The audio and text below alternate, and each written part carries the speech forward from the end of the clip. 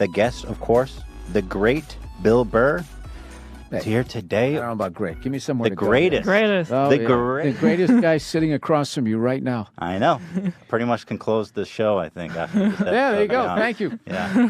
Thanks, guys, and that'll be all. First of all, very excited for you playing Madison Square Garden November 7th. Yes, sir. You guys can go get tickets now. BillBurr.com/events. Yeah, B-U-R-R. Yes. B-U-R. I also want to give you credit for, F is for family. Oh, yeah. We just wrapped, I guess, production is what you call on season 3. So that should be out on Netflix later on this year. They haven't given me a date yet, but they have some sort of... Probably in November, because you have a lot going on in November. You got your new movie coming out, The Front Runner. I got Thanksgiving. You got Thanksgiving? Yep. Fuck all One of that my, shit. yeah, How one of about my shit favorite, that you actually... you got rivalry weekend on the NCAA. There's a lot going on for the great Yep. Bill Burr. But Madison Square Garden, that's crazy. Have you played that venue before? Yeah, one other time. Okay. I forget when. 2015, I played it. So now back, and hopefully just as good, if not better, than the last time. How does it feel? Because there's like almost 21,000 seats. Now, how does it feel playing to that many people versus like 200 people in a comedy club? Well, it depends on how you seat it. Like, so when I did it, I had the stage on the one side, but now this time I'm doing it in the round, so it's more seats. I don't know how many it is, but it's what I did the first time was I ended up because I'm a big Zeppelin fan, and Song Remains the Same. That concert film was shot there, so I played drums. So me and the guys from the Goddamn Comedy Jam, Josh Adam Myers and all those guys. Ben Bailey came down. My publicist played drums. We all just, in the empty arena, just sat down and jammed on all these Guns N' Roses and rock songs that we grew up with. And it was fun. It turned it into it felt like more like a our clubhouse for the day. Right. And nice clubhouse. yeah, you went in, you made a lot of noise, and then it didn't seem as crazy. So I went out there, and Paul Verzi opened, and then Joe DeRosa was on, and Joe had this old sort of what I was calling a Golden Girls sweater on. So I just made fun of that. Keep going, for Paul Verzi and Joe DeRosa with his fucking Golden Girls sweater. Just made me feel like I was at a comedy club, And do you get nervous for shows like that still? You've been doing it for a long I get time. more like I want people to feel like they got their money's worth. Like I want people to leave. Like you feel like nervousness and all that is on the way up, and then once you get to a certain level, then it becomes like responsibility. Like these people spent their hard-earned money. They're coming out. They had to get a sitter. Right. And it's not like they just went to a comedy club. Hey, let's watch 10 comics and maybe a couple, Grab some drinks. Yeah, have a couple Waste of the drinks. night. Yeah, this is an event. Ooh, so that's now, a lot of pressure, isn't it? No, I mean, it would be a lot of pressure if I had to do like math, like something I wasn't good at. But it's like this is what I do. They're coming to see me. Right. I mean, you could do a podcast there. No, you'd be fine. Well, I guess you're not in front of a crowd, but whatever. Yeah, you know what I mean? If you went to whatever Comic-Con of podcasting, would you be nervous? Yes. All right. Well, you're an apprehensive talking person. to a nervous guy. I'm so neurotic. I am nervous. I'm nervous right now. Okay. Very nervous. I don't think that's going to help. How do you? Was there ever? No, trust me. I'm on edge. Was there a point? You seem relaxed. Thank you. God. Okay, keep it together. Was there a point when you can't because certainly you felt nervousness sometime? Oh no, yeah, the first 8 years of my career. I mean, I would be like, I'd do a 10-minute spot, and then on nights when it was a difficult crowd in New York, I would be out of breath and sweating. Really? 12 minutes. I was telling jokes, and I would be sweaty. Oh, so yeah, no. I had all these rituals. I had this ritual for years where before I went on stage, I would untie and then retie my shoes because I was worried. What if they came untied and I did a face plant? Oh my god! I have shit. I have that kind of OCD shit. It drives me crazy. I don't know if that's OCD, but well, it depends on what your childhood was. I mean, if you had a childhood and you weren't bullied at all, and you still think like that, I would think it was some sort of OCD. But you got the shit kicked out of you for a while. So it's OCD. You're kind of looking. case. Oh, yours? Yeah, I don't know. I'm not going to diagnose you. I have no idea. Yeah. So in my case, it was probably just, my childhood or whatever. It's just like, all right. Well, you got bullied as a kid? Yeah. Oh, both. Really? I did bully. It was get it off of me, and I'd pick on somebody weaker than me. You know, it was the Lord of the Flies Yeah, of generation course, sure. back then. Yeah. So I think you when you grow up, you become one. You either completely forget your childhood, or you have a pretty vivid memory of it. And it's most of my childhood is positive. That's an interesting observation. Yeah, like there's I something feel I feel like I that's true. forgot I it. feel like I forgot most of it. That means I probably had a decent one, right? Are the good No, ones or the one you you just- forget? No. No, because I had a No. good and a bad. I don't know. I don't know. I'm not a psychologist, but I just think like the people I talk to, they either like remember everything, Right. or Yeah. it's just like, dude, that was a long time ago, man. That's I don't interesting. remember. So I think if you don't remember and then you have a kid, I would rather be the kid of the parent that remembers. Right.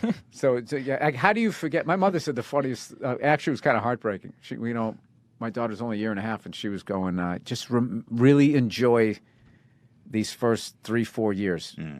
She goes, really enjoy them before they go to school and the other kids ruin them. It's just like, The kid. wow, Mom, that's like one of the funniest and saddest things you ever said. But then I was thinking, like, wow, did she think that I was ruined? And I probably was on some level. That's interesting that she remembered that after all these years. Well, because- you came home from school ruined. Yeah, but she's going to send your kids to school with people who have kids that they're not actively involved in their life. Yeah. And so then the kid's acting out, and the kid's on his way to becoming a problem, and then your kid sees that behavior and starts to mimic it. Like a lot of my friends obviously have kids that are older, and they just go, oh yeah. Like it's just kids that are just, the key is not to get mad at the kid. You got to get mad at the parents. Definitely. So like, if you ever want to punch the kid, you don't do that. Right. Don't punch You kids. punch the parent. Punch the I parent. mean, I see it right. with dogs now. I'll give you a T-shirt. I just got that. Yeah. But yeah, I mean, I see it with dogs now because we have a dog and we go to the dog park a lot and things like that. And like, it's always the owner. it's all about the owners. It's Always not the about, owner. Not always, but sometimes, yeah. Sometimes. Well, but I yeah. mean, I don't know, because dogs, I feel like there's this pure sweet souls for the most part, and they have to be fucked up kind of by the owner to be really Or a dangerous animal. There's the dogs that nature says no to, but people say yes to because it's Yeah. adorable. And then the mother just inherently knows that there's something fucked up with the dog, so it kicks it away, and the thing's going to starve to death. And that's too heartbreaking as a human being and a dog lover to watch. can't. So you give it the bottle, and then one day you see it's got one red eye, and the other eye you got the Terminator. Well, are you talking about like an adopted dog or like getting a puppy? Because I feel like when you adopt a dog, you definitely throw the dice a little bit, you know. I had a rescue dog, so that was You had a my- pit bull, yeah, right? That was my experience, yeah. And we ended up having to find her a new home. And fortunately, it worked out. But she was human aggressive, as they say. I spent thousands of dollars, trainers, and all this type of thing. Wow. And like, my trainer ended up taking her, and Really? it has been like the challenge, I think, of his dog career. One of The trainer adopted the dog. yeah, took the dog. Incredible. Yeah, yeah. Has he managed to tame the animal now? He's been working with her for 2 years, and She's a for real the first project. time in her life, has another dog friend. But he was the one who said, this is one of these dogs nature said no to, but people said yes. He goes, I'm thinking that's what it is. But she's she's one of those people, like, if she was just abandoned again and then came in here and then met the three of us, once she'd be all timid, and once she saw that we were cool and once you fed her and protected her, she loved you. She almost loved too hard. Right. So then she would treat everody else who came The through that fucking door, enemy. yeah, like they were an axe murderer, and we would Yeah. just never. I mean, so I had all these things. I used to, one of my buddies, Forrest. We used to just go on hikes, and it took forever and ever and ever and ever and ever. But he was really good with animals, and she ended up accepting him, and it was the longest, And I had to do come back to the house and just have him, stop at the gate, and then it was a little bit behind the gate, and then up to the front door, Right. and then there was all the him walking in first, and just any little thing could cause like a setback, and it was emotionally draining. Yeah, Yeah. that's a lot. Yeah. I mean, And she ended up biting one of my friends. Whoa. I always keep thinking of that moment when she raced at him. There was a coffee no. table. I should have kicked it because she was on like the hardwood floor. I would have knocked her down. She would have been was he fine. hurt? Was he hurt? No, she barely, because she hadn't done that before, so she didn't. But how it works is at first they go to the feet, then they go higher, and each time as they build up, and then it's Shit. bite, and then grab, and it just, it's sort of like an escalating like alcoholic. Right. I mean, I'm talking kind of, I don't really know a lot of this stuff, and there'll be a bunch of people right now saying, actually, well, he just said it was all ignorant, whatever. I'm just talking about what my experience was. I'm not saying I know everything about dogs, so. But that's kind of, I was afraid to adopt because you just never know what you're gonna get, and people give us shit because we bought a dog. We wanted a purebred puppy, or not a purebred, but we really like the Maltese and the Yorkies. We have a friend who had 2 Maltese, and we really like them, so we were like, So we kind of want the same Yorkie. dog. You got a Falcon. Got a Falcon. That's the only thing Maltese I know. Oh, What was a Maltese? It's just a little fluffy white dog. Oh. It's a little toy dog. The Yorkie is clutch. similar. Yeah. That you can pet. But we get so much shit for having bought a dog, but it's like, you throw the dice when you don't know what these dogs at the pound have been through, It's like... I And mean, then what are you supposed to do? Just what is supposed to happen to the puppy mill ones? These dogs need to be bought. Somebody's got to take care of these dogs. I mean, for you Christ's sake. you need to know what you're doing when you get a rescue to train them, right? I mean, I don't. Yeah. For me, it's my first dog, so I didn't want to gamble Take too a much, risk, and sure. but it's crazy. It feels like like when you walk down the street with him, people will be like, "Oh, where'd you get him?" And it's like, They're like, "Dude, you didn't buy that dog." It's like, if you care that much, sorry, this is something that bothers me. Right. If you care that much about adopting dogs, how can you have a kid? You got to adopt kid, right? There's kids out there that need a home. How dare you have a kid of your own if you're not going to adopt first? Her Same vagina logic. is basically a puppy mill. Yeah. I'd agree with that. Thank you. See, I got Bill's endorsement. My theory has been No, if I was in your situation, I would just annoy the shit out of people. I would volunteer it. Oh, I got it at the mall. yeah. Purebred, you know what I mean? Yeah. It was like the least sickly looking one. Yeah. I figured I'd get that one. I love that. Yeah, you just steer into it. I love that. That's when I was over in I was over in France, and like I'm trying to learn how to speak French. I've been bad with it, but like when I go over there, if you stink, they just start speaking English, and I was just like, well, if I got to listen to English, you're listening to my French, right? And I would just torture them with it, and I would not switch over, and they'd be like, I speak English, and it's I like, love that. and I would be like, I speak French. I speak French. Yeah. Okay, this is the situation. Yeah. You want to listen But to my that's order. the smart way to do it. Well, how That's else the are way you to going to learn? Yeah, No, how that's- else am I going to learn? Because, I lived in Israel with Ela for 5 years, and I succumbed because every time, they're like, oh, this idiot American, I'm going to speak English to him. And I succumbed. I didn't steer in. I wish I steered in. Oh, dude, you gotta get into the comedy of it. Just torturing them with their own language. It's really funny. It made me look at immigrants differently. But I guess immigrants, it's worse because they're actually staying. You know what I mean? Right. So I would be like, the fact that I'm going to be there for 10 days, I'm not trying to get employed. Yeah. I don't give a fuck, and I just have a good time. Right. I know. I had a great time. Had a great time doing that. I need to get a shirt that says, I bought this dog. Yeah. So you probably never spent much time at a dog park because there's a whole thing there. But it sounds like your dog would have just gone on a rampage there, probably. She was all right initially, but then once she sort of bonded with us, then it became a problem. So no, I stayed away from there. And then everybody else who watches like the Dog Whisperer and that, and then they try to be the guy running shirtless up. Yeah, everybody does that. They don't even know what it is. There's so many. See, if you would have... They do that. I did that for a while. Like you thought the magic was making that noise. And it's just like, no, this guy's been working with dogs forever. Does he even know anything? I also wonder, does he just pretend like he knows and then we believe him? You know what I mean? I don't know. I mean, you're right. You're really... I mean, he's doing this. I mean, what does that do? Well, I think the guy knows what he's doing. Okay, I mean, he got a TV show. There's people. He worked with a lot of famous people's dogs. No famous people got eaten by dogs. So I would say, on some level, he must have known. Yeah. You're a really cynical guy, man. I thought you were down. I thought you were going to be down. That is a lot for me to say that. I thought you're you were like going to be down, but apparently me. I'm cynical even to Bill Burr. Shit. But you're not. You know what? You're not as cynical as people think. Like I listen to your podcast a lot, and you're a very optimistic, fair guy. There's like a real fairness behind everything you say. It's nice to be listened to every once in a while. Seriously. Everybody else just think, he's the king of rage comedy. No. I think half that's because, I used to be a redhead, before he left me, but I still have the red beard. There's just something about, like, you can sort of openly say that redheads are the children of Satan, and that's totally fine. All good. Yeah. It's all good. Kick a ginger day, all that fucking Does that bother you, though? Like, for real? No, it doesn't. It's freeing. because then I don't have to care about whatever you're crying about. You know? And particularly white women complaining about how difficult it is to live in the United States of America. It's hilarious to me. Right. You know what I mean? I mean, look, if you're some hillbilly living on a dirt trail, then yeah, okay, I would feel bad for you. But like, other than that, you have pretty much. Try having red hair.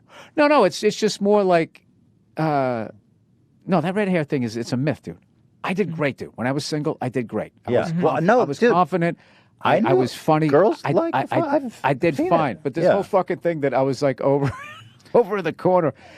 I mean, it sucked when I was growing up. Yeah, definitely. Because it's like you got a bullseye on top of your head. So, but I feel like, I always joke with people, if I had like brown hair, I wouldn't even be in this fucking business. That's great. I don't think I would be as funny. Yeah. And I think I would be, I'd probably be, just doing be a cog in a wheel somewhere. Coming up in the Boston comedy scene where like what was considered killing there, what was considered just getting the job done was killing in some of these other cities that I went to. But like there, so it was just training grounds. Yeah, no, they murdered. There was a guy, Kevin Knox, rest his soul.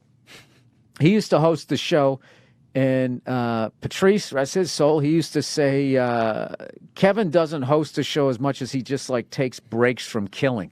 So he would like murder, and then we used to compare it to like a giant wave. You'd get up there and just try to ride it. And he really took it personally if you bombed on his show, because he felt like the crowd looked at him like, Kev, you fucked us. Like, who was that? Like, he took it personally responsible, like he was the GM putting together a championship team. So, and we used to tell horror stories about having to follow. What'd you have to follow? His Star Trek bit or his drunk driving bit? And they were just they all murdered. And so, it was probably, that whole thing. So I have a very low level of patience for people that dog it at their jobs. And I don't give a fuck if you hate your job. Just going in there and just not doing a good job. It's just like, then quit. Yeah. But like, don't make everybody else around you suffer. Like, it's kind of like, it's bullshit. Like, you signed up to do this job, do the fucking job. And I really don't have any sympathy for people who don't work hard and and they're not getting where they want to be in life. If you're making an effort and you're still getting fucked, then that's like somebody I'll try to help out. But like, if you're just like not putting in every minute. Yeah, you're fucking over the person you're currently working for and then asking like where your brass ring is. It's like, well, I mean, that's not how the world works. I want to show you some videos. Okay. I thought I would lighten. I don't know if you're going to like this one. This one, I don't know, say it was risky, but... Risque. I don't know. We'll see what you think. This is an old classic. You may have seen it. You don't have to say anything. I just want you to enjoy it. Is that a move? This is us. Check us out. That was incredible. You want to see that again? That was like breakdancing right there. No, that's a move. That's not a move. That is absolutely a move. I think his face got probably roughed up from I think that's absolutely a move. It's the face grind. Watch him. Watch how controlled he is. I don't know, pretty man. crazy. No, dude. You think they rehearsed that? The second you're sliding on your face, you don't want to be, your arms are going to flail. Right. He was just like... Well, they have a different center of balance. It's like a nice hockey stop, like shh. If it's a move, then that's a Wait, new... watch this. Watch his arms. Watch his arms. he was pushing, too, to try to get another extra foot. They're ahead of the game. That guy's a genius. I want to see more of those moves. Well, I've never thought about it as it being a move. Yeah. So once again, the great mind that's his, that I appreciate very much. That's his finishing move. Damn, the old face slide. So here, I want to ask you. How nuts did the crowd go when he did that? I mean, that's probably how he got the gig. What are you going to do? Right. I got plenty of little people. What are you going to do there? Good stuff? All right, I got what's your finishing move? The face slide. Yeah, the face grind. Whatever you want to call it. More of a grind. The deli face. Yeah, exactly. So I want to ask you about one of the great moments in your career, or one of my favorite moments in your career that I've always appreciated. Let me pop this up for reference for the audience. I want to ask you about Sherry's Berries. Let me catch everyone up. And a sweet holiday gift. So you had I'm just going to catch everyone up. You had a advertiser called Sherry's Berries.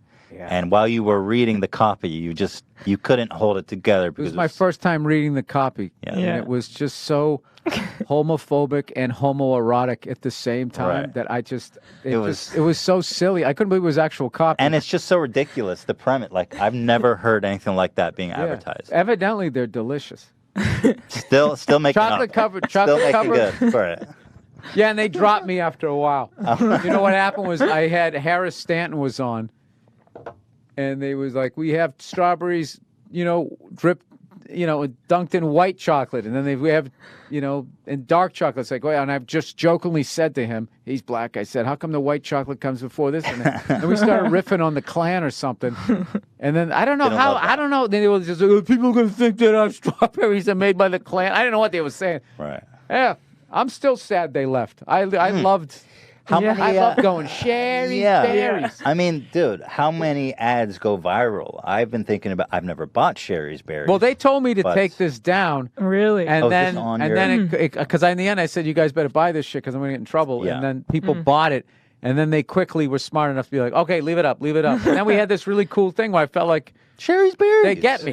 We And I don't know what listened happened. to I think it. somebody new came in, or maybe somebody saw Black Klansman, the original cut of it, Right. Before it came out now.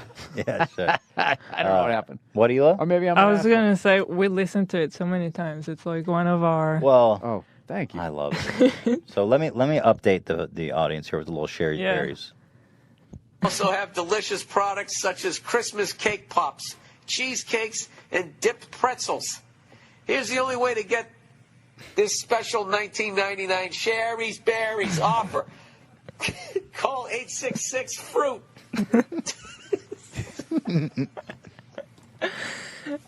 I'm sorry. What the fuck am I selling? Did I approve this? This is fucking ridiculous. Who the fuck is gonna buy this shit? This is the funniest shit I've ever seen in my fucking life. So there you Christmas go. Just cake a little pops, cheesecakes. 1-800-FRUIT. Yeah. I love that so much. So did they? I really just wanted to know how did they react to that? But it sounds like At first, negatively. they reacted like you'd have. They were like, dude, you can't be like laughing, saying he's going to buy this. good. Take it down. Yeah. And, well, I have this thing on my I never talk to the advertisers. I am never available. And if, you either get what I do or you don't. And I understand. If you don't want to be associated with my stupidity. But if you do, I think I can help you sell some stuff. Like Some the berries. thing, Yeah. well, the thing is people can fast forward through the ads, so the show can't stop. So you got to do something to right. make it You have to make it entertaining. watchable. Yeah. I like on Howard Stern. I love when he burps during the read. Right. It always makes me laugh, and it always sounds like the same one. Like Fred's doing it, but it always makes me laugh whenever. It's just something hilarious about somebody burping while reading advertising. So I actually look forward to his reads. I look forward to your reads. I love listening to your reads because, well, let me ask you this: Do you get in trouble a lot when you do reads? Because a lot of your reads are very, like I was listening to one of your recent podcasts. You were talking about sports betting. You're like, I don't fucking sports bet. Because they make you say like, I love you. The greatest things I've ever done is sports. Like I don't do this shit. Yeah, they They're put like, words in your mouth. Yeah, and they'd be like, you bet, you win. I'm like, yeah, or you lose, Yeah. and your wife leaves you. I mean, there's degrees to this thing. Yeah. But So- do sponsors get upset No. with your candidness? No, I think at this point, like it's kind of been established. This is what he does. It's the good Yeah. stuff. Yeah, so they'll just be like like I haven't lost an advertise. I shouldn't say this, but I haven't lost one in about 3 months, 4 months. Yeah, so that's been a good The run thing. in, that's good. That's a good run. It's a good run. There's always like my favorite one. I wish I could have the Hall of Fame of the one and dones. I'm trying to think who they were. The only one I could ever remember is Nature Box, and I thought yeah. I You know what I happened thought it with was Nature Box? Nature's Box, like possessive. So I was like, "You're going down on Mother Nature," right? Yeah, Which yeah. is so stupid. Yeah. But as you're laughing, I read another 3 lines of copy, and you're getting information, and they just didn't see. They didn't find the humor in it. That's so lame. We had Nature Box. I think they went under actually. Yeah. Well, it's stupid. They're just Why like wasn't- bringing. we failed them. They're bringing you a banana, and it's just like, well, I mean, I could fucking. You can't do this yourself. Like Yeah. what they were offering was With just like snacks. Yeah, with snacks. Yeah, Yeah, it's like, snacks. But snack. You take get an a extra snack 45 anywhere. seconds out of your day. You can probably do this yourself. You ever get asked for make goods when you do ads? What do you mean? Like if I screwed They it up? say you got to do another one for free because you messed up the first one. I don't recall anybody ever talking to me in that tone. They don't fucking update. Yeah, You guys, you got to do another read, and you got to do it Because- for free. because no one's You're got the lucky ball. you're still living. You fucking punk. That's what it is. Yeah, no. So let me tell you, we get this shit all the time. I don't get this. I don't get that respect. You don't get what? I don't get that respect. People ask me for Well, you make. gotta get to the Here, level. listen to Oh this. no, you'll get no. I know there's been shit that I've screwed up. But I said there's a buffer between me and them. Yeah. So I love that. Andrew, who runs, will be like, yeah, listen, these guys, they were a little upset about it. Just fucking read it again. It's like, all right, cool, I'll read it again. But I don't get the whole whatever sit down mafia sit down that you get. So you did get to read it again. I don't know. You don't even know. Oh, ignorance is bliss. Yeah. Not to call you ignorant. No, but, you I am ignorant, but you don't. But I'm smart enough to know that you don't talk to your Don't advertisers care. ever. It's like I didn't get into podcasting to do a fucking conference call with you fucking guys talking about the shirt you're trying to sell. Like, well, I get it. It's a shirt. Yeah. You wrote what Yeah. you're going to say. Just like, I don't want to listen to you guys. Like, you're just trying to fill up your day. So many people in those fucking corporations, they're just trying to justify their desk. Yes. So then the Preach. the whole. I hate when the conference call ends and then you hear this voice that you haven't heard the whole call, and it's like you were afraid that everyone was going to hang up and you didn't say anything. Yes. So now Oh my you're in a God. panic mode. So then they just throw something out there and you have to address it like it's a legitimate comment when it isn't. It's just like, yeah. Do you it's go like- through a lot of like- those because you went from working kind of day jobs to doing comedy full time? I presume. barely do them anymore, but I used to. You I've used to heard get one story something. many times. What I used to do when I had conference calls on scripts or anything, what I would do, I would put the phone on speaker and I would throw it to the other side of the bed. And then I would listen. Good, you get video. I would literally lay on the bed with my arm across my eyes, and I would just wait for people to stop talking. And then I'd just be like, "Yeah, sounds good." Yep. Right. So I don't know why I can watch so many hours of sports, yet I can't handle more than they drive me Right. insane. Well, I like texting. yeah, almost. Yeah. You don't. Calling someone on the phone is almost like an insane thing to do these It's days. like rude, It's like, dude, what? unless you have Text like a me. sort of intimate relationship. Right. You know. What I mean, if I call Hila, it's It's important. like, what happened? If I call Hila, if I call Hila to chit chat, what did you do? that'd be You weird. in jail? If Hila called me and was like, "Hey, how you doing?" I'd be like, "Okay, what? What is it?" You know what I mean? Like, what? I feel like since we had the kid, my wife finds me calling her. Checking in. No, it's annoying because she either is in the middle of a shitstorm or she finally got a break, and then my dumb ass is going to be like, "Yeah, you should see this guy who's at the supermarket." She's just like, I just want to Leave me alone. close my I eyes. got 10 minutes to sleep. Yeah, so she's a trooper. She's a trooper with me. Oh, I wanted to tell you about this make good we got. And I think I need to remove myself because this actually drove me crazy. It was funny, though. I said when I was doing a copy read, get your free trial for $5. But what was written was $4.95. And they said you have to do it again for free because you said $5 instead of $4.95. You should have just said, "Well, I'm not doing that." We did. We did. And what That's they what we said. said. They said, okay. Exactly. Yeah. Yeah, it's poker. Yeah. They're bluffing. They're holding nothing. Yeah. You have to do it again for free. No, I don't. But no, it is totally a game of being It's like, not, but it's better they're- because yeah. you went higher. So then, oh my God, I just saved a nickel. Yeah. I love this podcast. Exactly. It's a twist. Yeah. If you said like, $4.50 and then they find out it's $4.95, then they have a 45-cent Now we got shitstorm. a problem on our hands. Okay. Yeah. Now you have a conference call. Now we got a Everybody's going Yeah. to chime in on that one. Yeah. First told the story of watching this old guy wipe out on a scooter, sliding on his face. And then it reminded me of this time I saw this guy in Griffith Park was in street clothes and went down the steepest hill and wiped out. And I was telling the story. It was like a Sherry's Berry thing that it started making me laugh. And then my wife started laughing.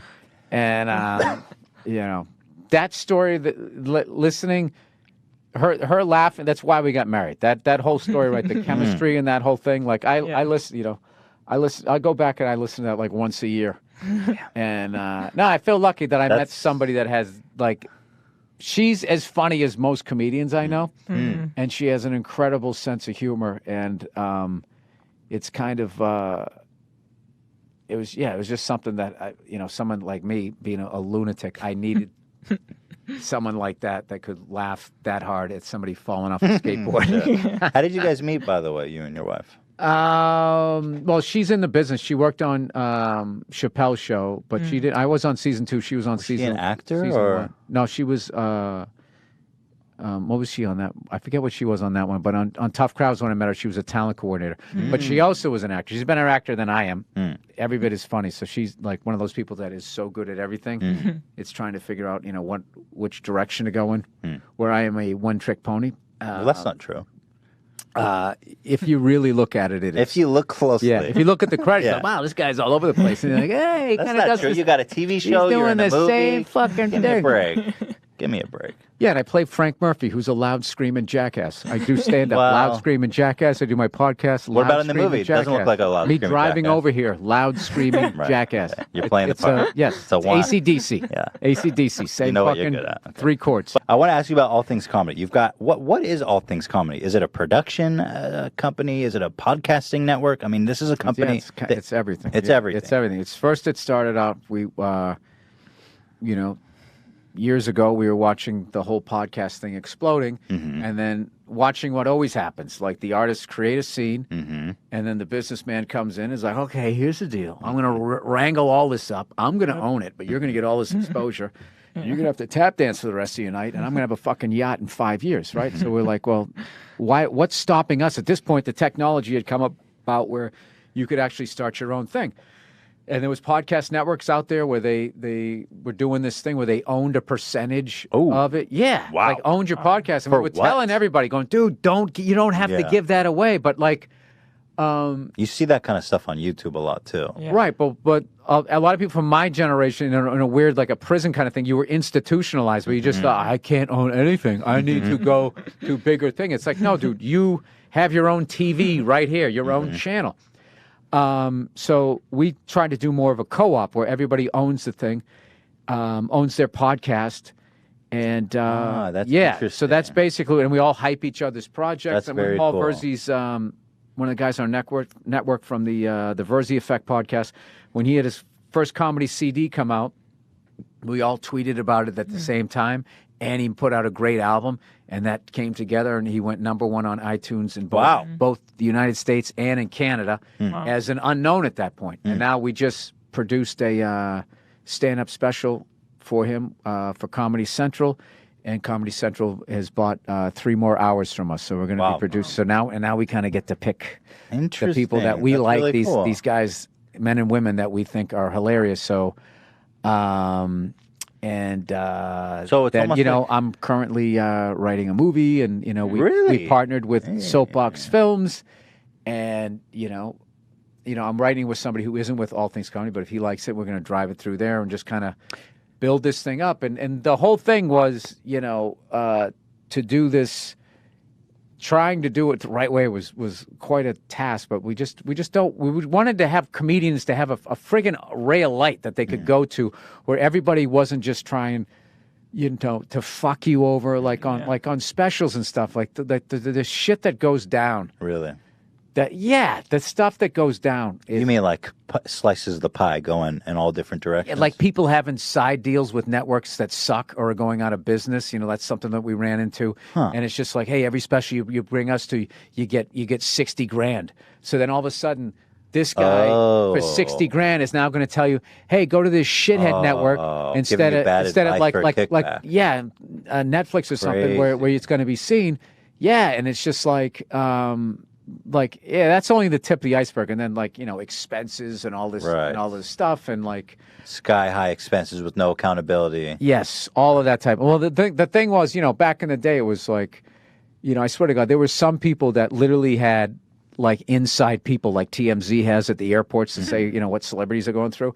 Like they would literally have inside people at the network and they would figure out what your budget was because you get in business with a production company and you'd be like, what can you shoot this for? And it's like, well, how much money you got? It's like, well, I'm going to fucking tell you that. Exactly. And they would somehow, I swear to God, like if you had $1 million, they'd be like, we did the budget. It's going to be like $999,000. And then if you had like $9, it'd be like, it's going to be $8.99. Like they always like vacuumed up everything but that final fucking 8%. Right. And then that they went out and they shot the thing for like 70, like not even, probably whatever the number was. Yeah. And they just skimmed it. Just took it. No, that's skimming, dude. They took a giant fucking shovel out of there. All right. And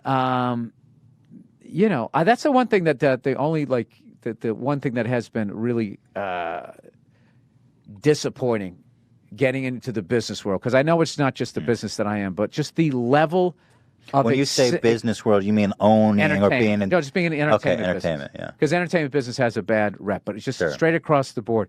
The level of just unabashed stealing that happens in business, and they justify it. Oh, they sleep like babies. Yeah, it's so rampant that I don't understand people that like steal like anybody. If you're a thief, like you should be working towards getting on the legal side of stealing, because there's probably more stealing on the legal side of stealing. Of course. And now you don't have to hide the car. It's all above board or whatever. And it's just like, you see things like Lord of the Rings. It grossed like, I don't know how many billions of dollars. Yeah. Like the director had to like sue.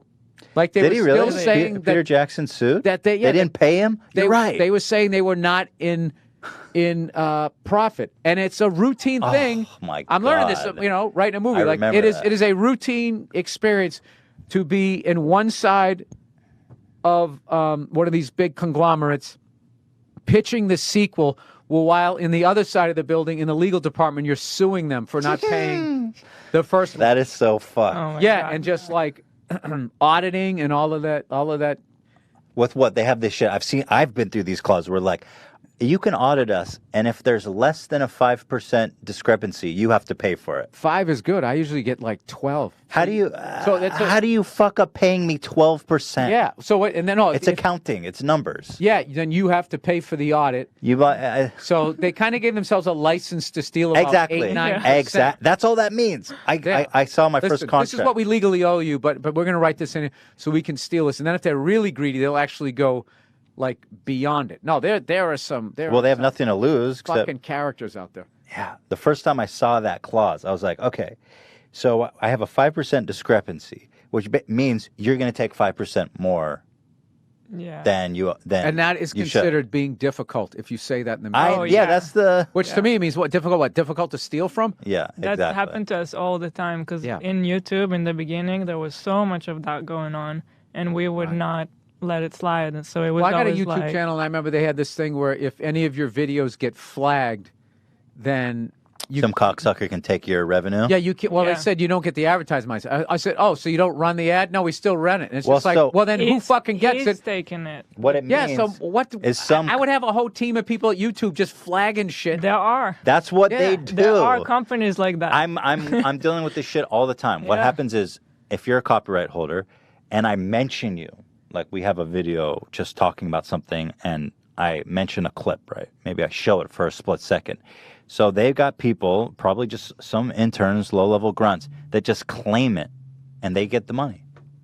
It's so And they make so much money like that because they just mass do it, My thing is when they're in the meeting and they present doing that. They present it like they're on a good mission. Like it's a crusade. I'm talking about when you guys aren't there. And they're basically presenting how they're going. They're on a crusade to protect their copyright. Yeah. Oh, that's what they. Yeah. We have to protect our copyright because there's all these pirates online stealing content, and we're standing up for ourselves. No, but I'm saying like if they feel like what you said was offensive to somebody, they would flag it. Like and for my shit, it's just like that's going to be every clip. Yeah. It's frustrating, but. Yeah, it can be really frustrating, especially when you spend like a whole week working on a video, because that's a lot of YouTubers will post like one video a week, right? And then all of a sudden, some asshole's just like, mine, that's my money now. How? Because they'll claim it because maybe you showed some of their work, and there's a fair use, which means that you're allowed by U.S. copyright Well, I'm not law. talking about ripping people off. I'm just talking about you put up your own original content. Yeah. I'm not talking about, No, it's original content, but you If we talk about something like like in a news way or reacting or talking or criticizing, go sue them. you can. We've been So what through a you have to lawsuit. do? Yeah, but then you have to get that rep out there that you do that. This is the bullying thing again. Like, don't fuck with the H3 podcast, man. These guys, they'll Yeah. sue you. It's not worth the headache. We've we- been we through have a some clout. lawsuit that We was have some- Good for you. Yeah, we pretty have some big on We YouTube. won, by the way, we so. did win. You won. Yeah. won That's that great. fucking thing. When's the movie coming out, man? I want know, to see that. I That's a know. feel-good movie. Well, it wasn't feel good at the time, but it was.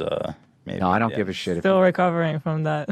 But I'm sure this It's is what like- goes on in showbiz as well. No. What goes But on you- straight across all business. Everywhere. all the business? Yeah. Yeah. The All business of money. war, There's all so the way much, down to you the know- business of a stand-up special. It's like the people that are always, with the shovel, not skimming, shoveling money out. They're such fucking rich. They're so rich all the time too, and it's like they just cannot be fair.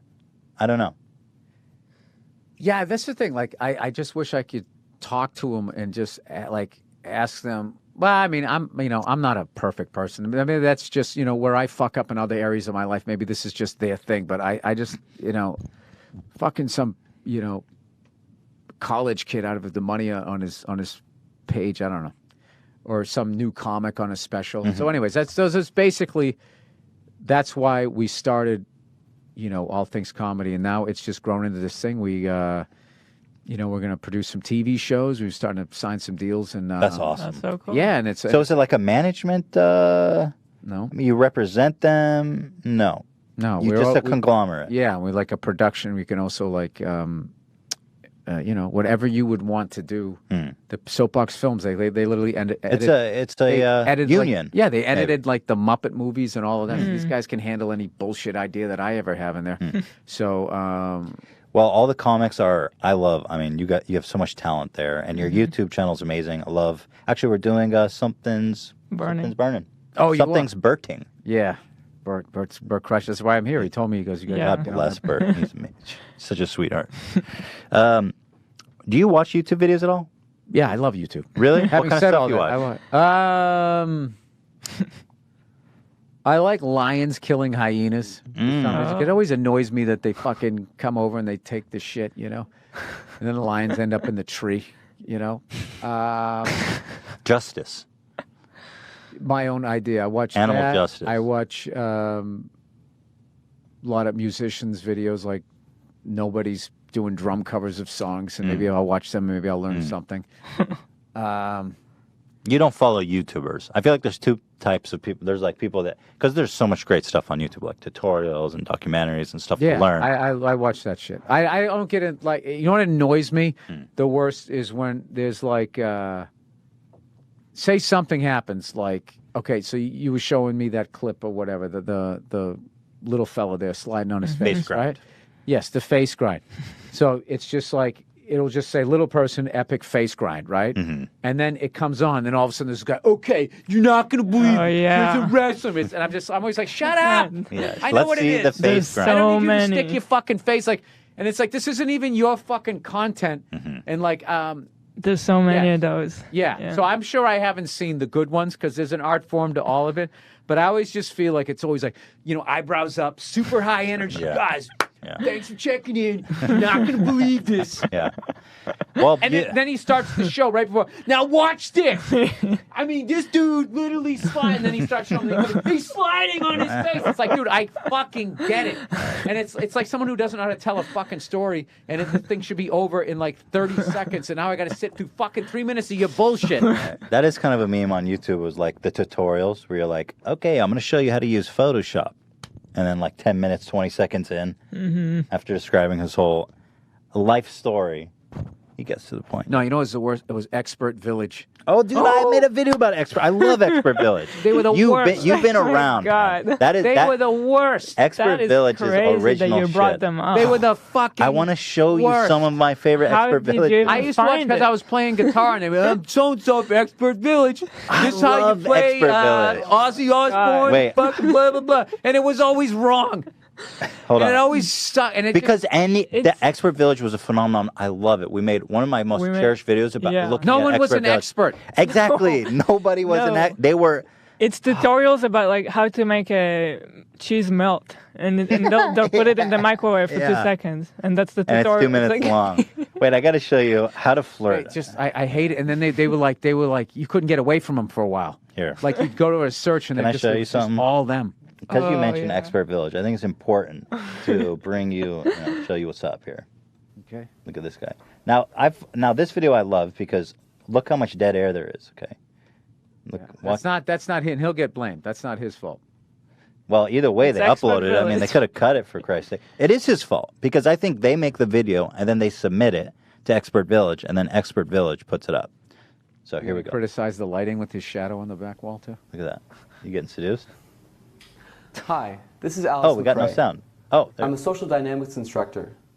And on behalf of expertvillage.com, How to pick up a girl at a bar. today I'm How to talking flirt with a about girl. Picking up women in bars and clubs. Flirting. What is it? The basics of flirting is to convey through certain ideas and emotions that you like someone else. And hopefully that the other person likes you back. Now, who are the best flirts in the world?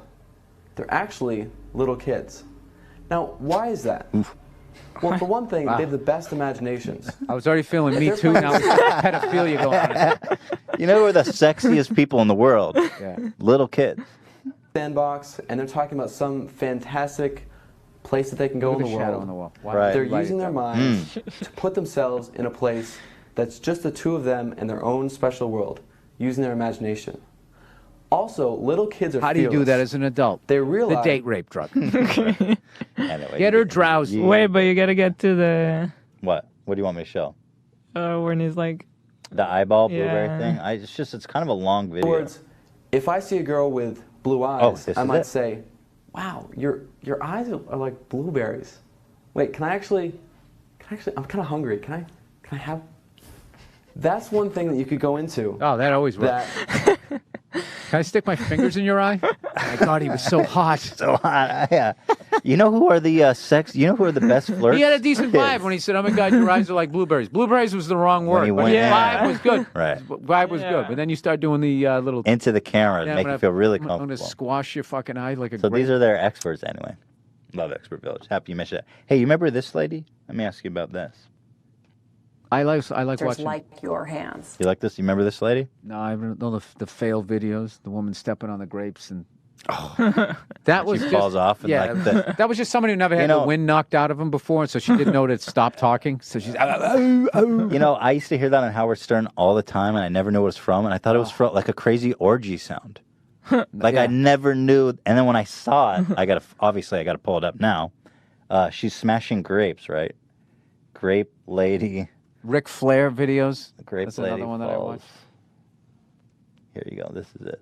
You 19. could, if you And could one find of the the things original. that's done This is it. right here. These buckets are filled with grapes. What kind of grapes? These are filled with Chamberston grapes, and the winner this Saturday who stomps the most juice will actually win an overnight stay here at Chateau Alon. You ready? You ready to try it? Yeah, sure. Let's go. Stepping in a grape bucket, All right, you ready? Give us a 30-second time. and Here she we go. falls. She's about so to what's fall. the deal here? There's a As she contest steps to out. stomp, 19 and how million are you hits. measuring I mean, it who is does kind of one of the best best things ever. Whoever Live. stomps the most juice wins an They're overnight stomping stay, but grapes it's trying not to the only juice thing it. you can do. The measuring cups It's are down competitive below, because right? you get Measuring an cups are overnight down stay. below. All right. And if you win, you get to stay at Chateau Alon. And what else do you have going on here? Well, if grape stomping's not your thing, you can come and spend the day listening to live music, eating international foods, having wine tours and tastings, vineyard tours, seminars, arts and crafts. It's a lot of fun, a whole day. Stop.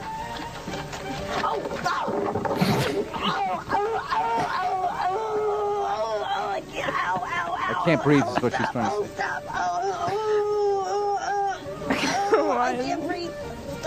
Oh, poor woman.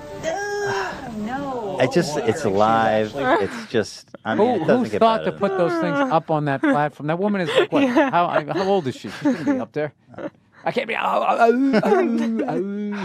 soundbite, man. I love it. You can't beat it. Started drawing on the road was because I did a I did a half hour on HBO, and I was sitting in for Jim Norton on the Opie and Anthony show because he was doing Lucky Louie at the time when Louis C.K. was at HBO. So I kind of had those two things hit at one time.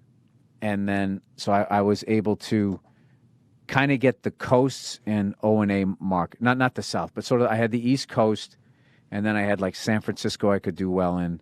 And then Opie and Anthony, they were good right through like Cleveland. So, and then Opie and Anthony also would run like, they didn't have the budget at XM, I think it was back then, to pay us for our appearances on the show. So they would let us literally cut commercials about where we were going to be, and they were really funny. And it was, it was one of the cool, like, it was really cool that they did that, and it was a major reason why, all of us started selling tickets. So I really missed that show.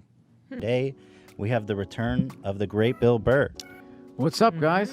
How you for are you? coming back. Congratulations. Yeah. Thank The you. beautiful baby boy. Look at your wife. She's glowing. Yeah. That's awesome. I know she is. She really is. Did she show you pictures? I saw Oh, you guys yeah. We did the Yeah. whole thing. We Yeah. He's cute, cute, did all the cute, cute, pictures cute. and stuff. Yeah. He agreed that he looks like you. You see Definitely. Definitely. I think so. it? Yeah, he's a chubby. He's chubby. We have that in common. It's a good thing for a baby. Yeah. It You know what I mean? is. Yeah, for sure. You know? It's the only time in your life you can be chubby. Yeah.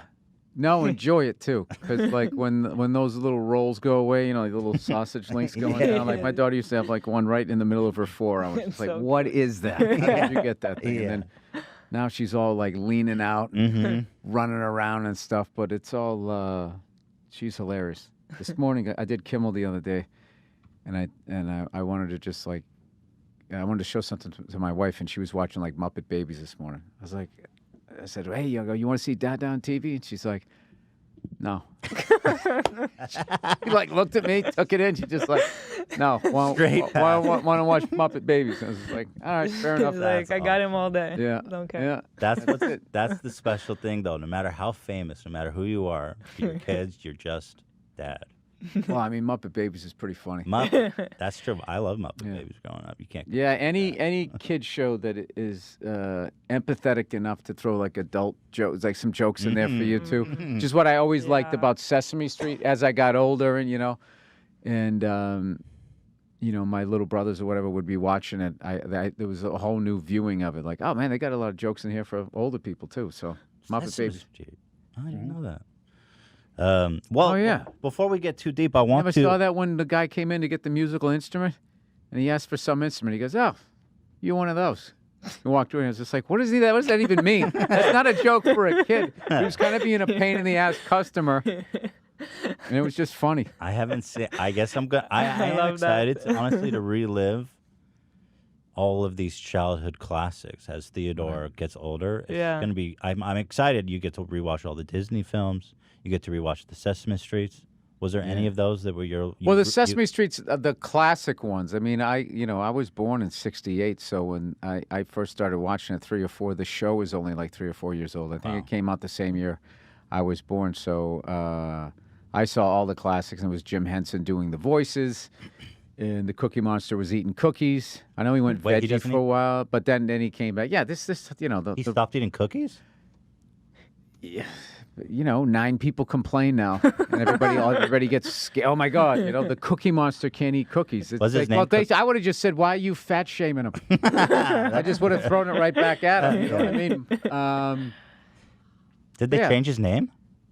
No, they didn't change his name. The whole thing was just weird. I mean, I was sort of half paying attention to that, but he's back to like eating cookies or whatever. But show's just been on so long that a lot of people that did the voices have retired or passed on. So it's a little bit different. And, we just started watching again. And Marie and Luis is still there. Mr. Hooper obviously is long gone. I didn't see David or Bob on there. It's been a long time, though, but it was just crazy. Like Luis and Maria were living together. I'm like, they shacked up. Lived on that street too long, didn't they? Yeah. But still a huge fan. Well, Mandalorian, apparently you can't talk about it. But I can't say what happens. Okay, you can't say what happens, but tell me what you can. Let's say that. What can you say about it? I can tell you it looks sick. Okay. Like everybody else. Like I've always been like a sports fan, and I was, I didn't grow up on Star Wars. Right. I kind of, by the time I discovered it was out there, I was more into my Fast Times at Ridgemont High. So, teenage years. So, and they were into Ewoks at that point. So it just didn't connect. Yeah. And, but I did, Empire Strikes Back I did like. So I don't know. I just, how the hell did it come together? Just over the years of getting to know Mike Binder and working with Vince Vaughn's company and Peter Billingsley with F is for Family. Eventually you're going to meet Jon Favreau, which I did. And that's how I ended up doing that episode of his cooking show. We had a good time. You get along. So much of this business is meeting somebody. It's like, I like this guy. I could be on the set with this guy for, 12 hours a day. 14 sometimes. And I was at Mike Binder's birthday party, and John was there. He said, hey, man. He goes, I'm doing the next Star Wars. I was like, oh, wow, that's great. And he goes, would you ever want to do like a part in or something like that? And I kind of laughed. I was like, dude, I always make fun of those Star Wars people trying to annoy them every time one of those movies comes out, just to be a dick.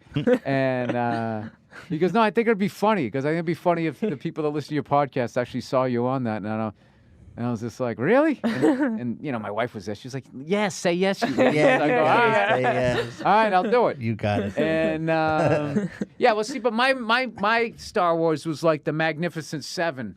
It was like The Great Escape, Bridge Over the River Kwai, Cool Hand Luke. That's what I grew up on. Those were the movies that I loved, and I loved all of those. Kelly's Heroes, all of that stuff. It was the stuff. The Dirty Dozen, and all of those. That's what I grew up on, and that's what I loved. And so I don't know.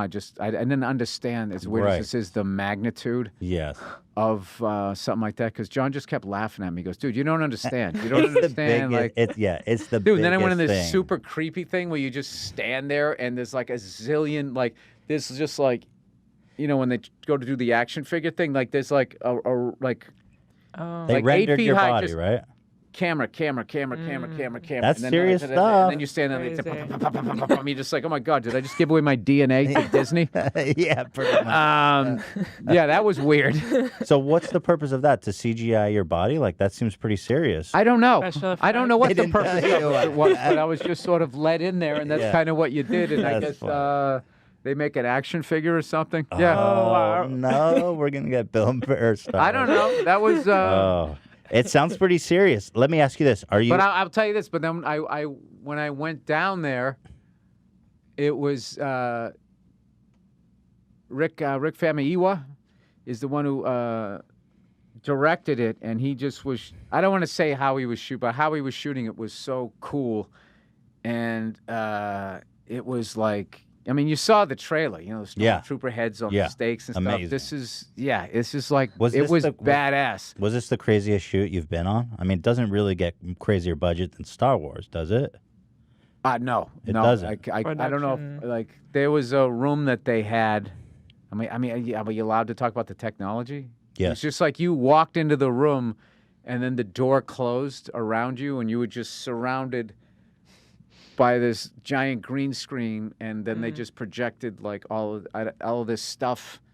The whole world. Yeah, so you'd be talking to somebody. If I move like this, like the background moved behind you, Oh you my get like God. vertigo. No way. Yeah, so That's crazy. I heard it's the highest budget show ever made, right, Dan? What was the budget on that thing? Like $25 million I an think episode? it's like 15 or 20 mil an episode. Like So, more than yeah. Game of Thrones per episode. Oh my God! but- But I got to crazy. tell you this: if you see the trailer, like when he showed me the trailer, because you're always you're just like this close to it. You don't even know what's going Right. on, and also they just give you like your sides for the scene. You don't know what's going on for the most part. And then like on my last day, fortunately, my episode I think was far enough into the season where they had a rough cut of the trailer. And he showed it to the whole crew on that big round thing. And the last scene I was doing, I was way up on this, I don't know what the hell it is, scaffolding type thing. So I was standing up there just watching the size of a brownstone, projection of it. And I was just like, that's when I got excited. That's And I went from like, hey, this is pretty cool to like, oh my God, I can't believe I'm going to be in this. Yeah. And but it's funny because I got a bunch of friends of mine who don't care about sports and are totally like nerding out for this thing. So they were just like, oh, what the fuck? You're in that thing? And I had a buddy of mine, Joe DeRosa, who is not into sports at all. And I remember years ago, he said to me, hey, you know, he goes, I had drinks with this guy the other night. He works for the Yankees, Joe Talley or something. And I was just like, Joe Torre? Yeah, that's the guy. He's a cool guy. So you had fucking drinks with Joe Torre? Right. Joe probably loved him because he didn't ask so many baseball questions. Yeah. So when he gave me shit about being in it, Yeah. he goes, you got to be kidding me. You're in this shit. What the fuck? You don't even watch these movies and blah, blah, blah. And I was just like, Joe, you had drinks with Joe Torre. He was just like, all right. That's the universe coming back to me. So, but it was really fun scenes. Lot going on, and the other actors that I got to work with. It was pretty.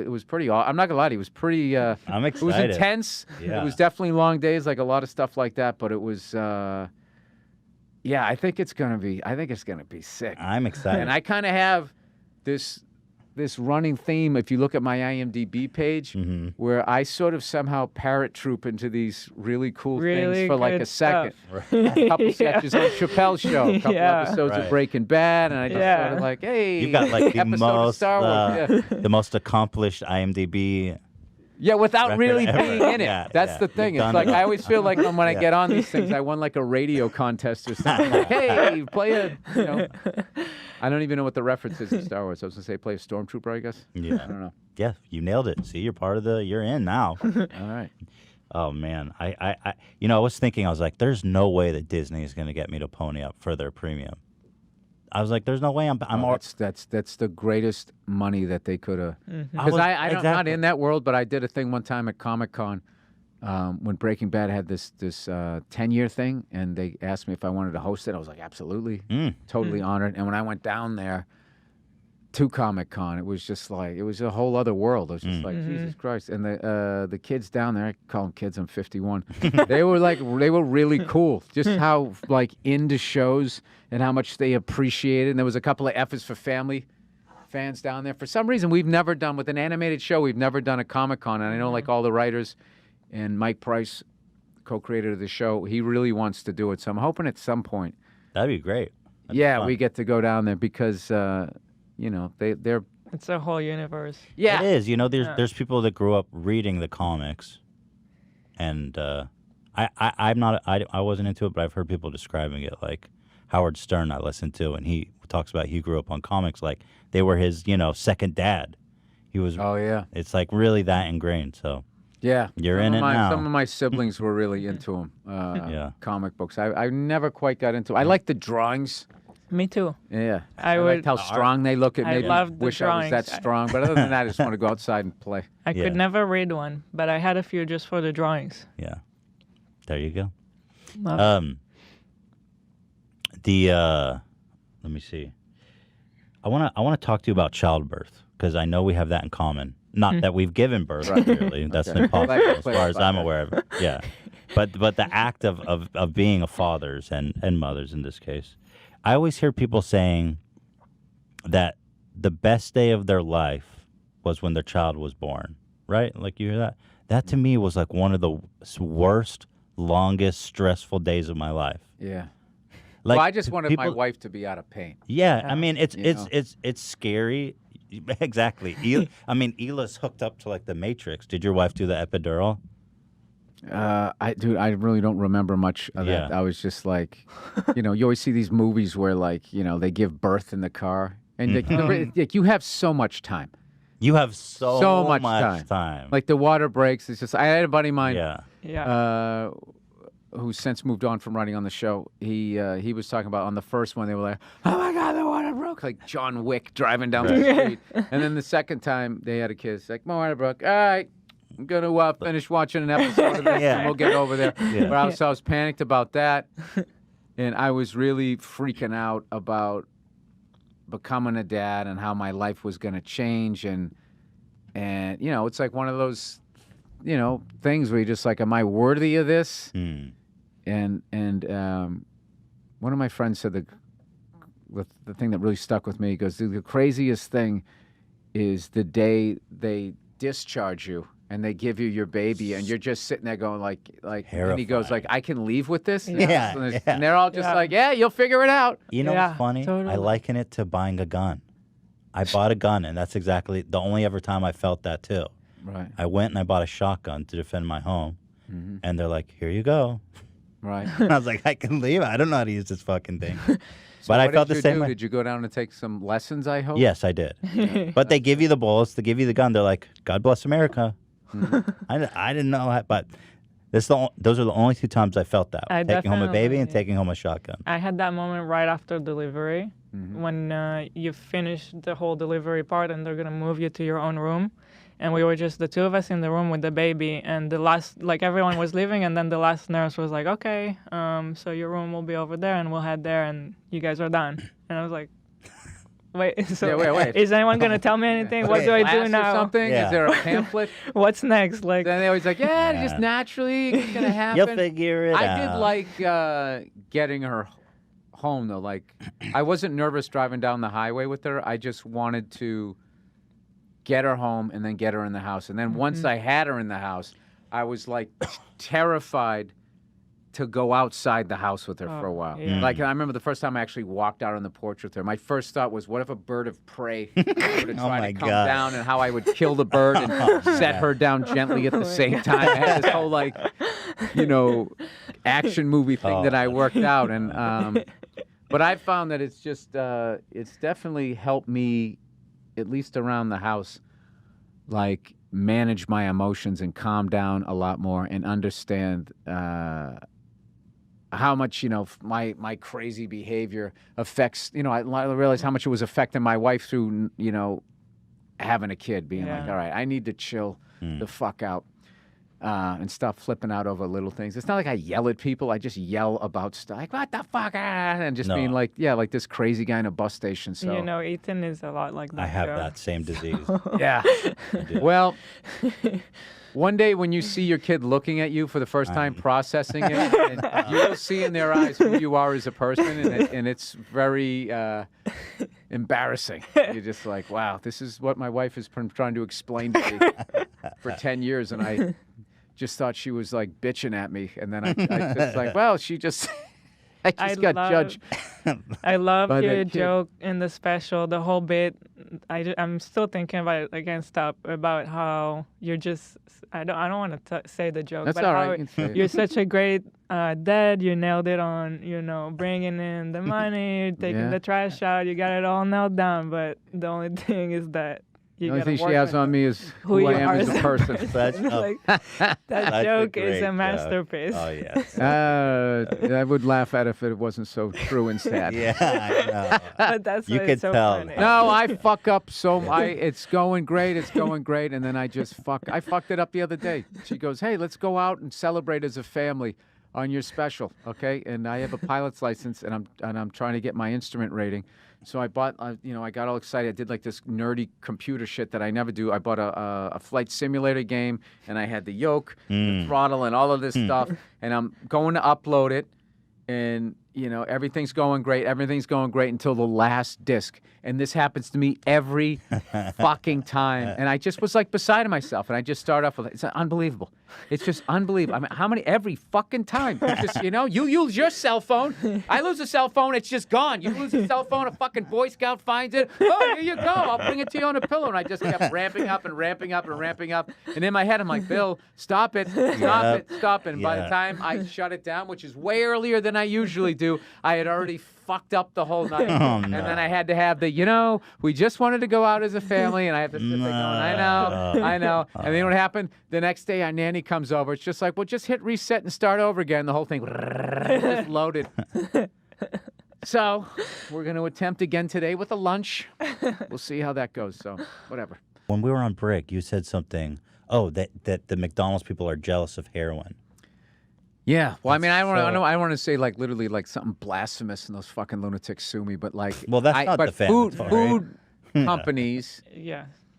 Yeah, like something I read one time really stuck with me, that they looked at hardcore drugs and junkies with envy, going, we want people. They case study. So they call it like, we want our food to have a craveability. Right. It's like, I remember one time when they had this one team had a bounty. You know, if you knock out a player on another team, a football team. So rather than saying that, he goes, I need to know if you guys are willing to compete at the level that we need you to compete, because no one's going to say it. Like right then, it's just, I mean, like just fucking try to injure people and knock them out. Is that what you're saying? I would never say that, but that's what I want you to do. We want our food to have a craveability, and that's why like all of that fucking food, that shit that's just bad. Like you give me, I start Oreo cookies, and I don't. That sleeve could be from here to my house. It's like a bender. It's like a food bender. Yeah. When like a sober person goes, you know, you take a sip and you're fucking wake up in Vegas. So here's the thing with ice cream. You can't take the pint to the couch. Right. If you just take it and you scoop out what you're going to have and try to say, and you have to be in the right mindset. Like, okay, I'm doing this. At least for me. No, that's what I learned with like booze, which is why I stopped, was because I'm not like addictive in the classic case, but I am like, if it's in the house, I'm going to consume it. Right. So I don't have the, I don't have any cigars in the house anymore. I kind of have some high-end booze that I just can't throw it out because it costs me so much fucking money. But like, I walk by it now, I don't even see it. It's like it's like books on the shelf. It's like I'm not reading those. That's beautiful. So it is kind of a I'm trying to keep steering into my new drug is 8 hours sleep, which this week doing all this press and shit I haven't really gotten. But like there really is. I really need 8 hours. Yeah, 8 hours sleep is the greatest thing ever. I was gonna say it was such a shock to me the food here. I love it. Moving from Israel, seeing the food here, like breakfast, people eat like okay, eggs and pancake, but it's not just one pancake. They'll get like a pile of pancakes. No, the American with like a stick of butter and we just on call top. it a stack. We're a pile. You're really describing. No, how they're high calling it it breakfast. A stack. Yeah. Yeah. No, the pile of pancakes. Yeah. I love that. That's true. If that was written that way in the menu, I'd be like, oh, wait a minute. What am I doing here? Yeah. A stack? Yeah, that's like money. Yeah, I'm fucking crushing it. I got mad stacks, yo. Mad stacks of pancakes. But it's true. That's America to me. They'll take something and they'll like take it too far. Did you ever think that Walt Disney, he was making these little mouse cartoons, thought that it would become like one of the biggest, most powerful corporations in the world? Like, how did that? Do you know the carousel in Griffith Park? Do you know? No. Oh, you'll know it because you got a kid. Yeah. I got a kid, so you find out where the carousels are. Mm-hmm. And that was originally was in San Diego, and then it moved up. They moved it up to Griffith Park, and that was the thing that he wrote on, and that gave him the idea to make Disneyland. Really? Yeah. So that's why crazy. LA is cool, man. Everybody like shits on it and stuff, and Hollywood and blah blah. There's love like LA. all this cool. It's like, oh, is that where that like came from? Yeah. You notice And then that random people you run into. you notice this phenomenon that outside LA, everyone shits on LA, and inside LA, nobody. Well, it depends on how you're doing in this business. I get. If you're not doing well in this business, you're like, I fucking hate it. Everybody's so In the plastic and business, fake. yeah. It's like, oh yeah, there's no that's fake true. people. You know, New York, they're so much realer. Oh yeah, they're so honest down there on Wall Street. Right. Exactly. It's just more like where you're happy or whatever. But then you can like go to a place and not be happy there and not have to shit all over it and think that everybody, you know. If you're doing stand up, it's okay, I guess, to kind of make jokes about it. But like, you know, it's not a happy way to go through the world. Like that's why I love traveling with New Yorkers, because they come from this giant city and they have such a small time view of the world. And if they literally cannot do exactly what they do on their fucking block, oh, this fucking place sucks. Can't go to Italian. It's like we're in Texas. Get some Tex-Mex. Yeah. Learn how to ride a horse. Shoot a gun. Do what they do here. Yeah. Go see a fucking band. I mean, find out. Like, it's not like there's people, like, people will have fun wherever they're at. Find out what the fuck they do for fun.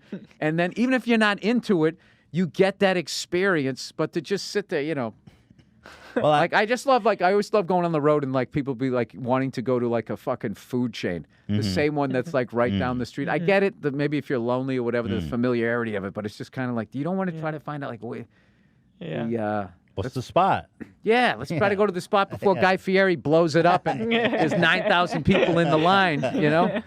But I'm native to SoCal, and I didn't know that people talk shit about LA till I lived in New York for a year. And everybody there, it's like the butt of every joke is Los Angeles.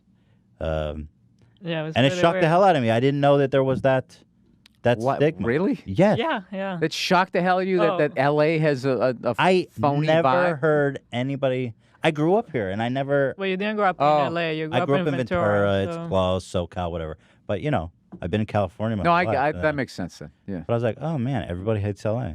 I love it. They don't even know what they hate, a lot of them. That's Look, true. if you lived here and you hated it, then I'll be like, all right, fine. Yeah. But so many people are like, oh, going out there, those plastic fucking phony people. You know what I do love is plastic surgery is now a plague across the entire United States. Unbelievable. Well, if you go to Beverly Hills, then the LA stereotype, you see it there. No, they get a bad rap. Dude, go down to Orange County. Go to Dallas, Really? Texas. Go to Miami. Dude, it Really? is fucking crazy. Even like the guys, like just sitting there with the... It's unbelievable. I think I'm not.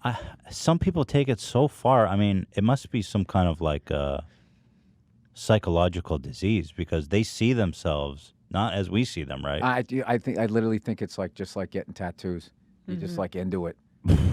Because their face start to look like they were like stung by a hive of bees. Dude, people get tattoos on their face now. I know, Yeah. but like Like the face was the forbidden zone. Even but when I was a kid, if you had sleeve tattoos, you know what I mean? That means you were like in a biker gang, you fucking killed Right. somebody, like you were a badass. But even those guys back in the day, they didn't fuck with their face, you know? Yeah, it's a. They want to look pretty in that mugshot, right? I feel like it's gone to the extreme, and now it's gonna go like out of fashion. That's my opinion. Yeah, I think I think it's been I don't want to kinda like- trash these people. Maybe, but like, goddamn, like this is one famous guy. Dude, that's a disease. That's not normal. he was a really good-looking guy. That's the thing, Yeah. that most of these people were really very beautiful. Like He literally looks like he's wearing like a presidential, one of those presidential Right, the masks, caricature. like the Ronald Reagan one or it something. does. Oh, I mean, this boy. one. I mean, again, I'm not. Everyone's got their issues, right? But Well, I think with these ones, if you notice, they were really attractive when they were younger, and maybe that was a lot of their currency or whatever, Yes. and then they just try. That's But- the great thing about being a fucking 4 your whole life. right, exactly. You age great. But- Dude, you look great. That's because I look like shit when I was younger.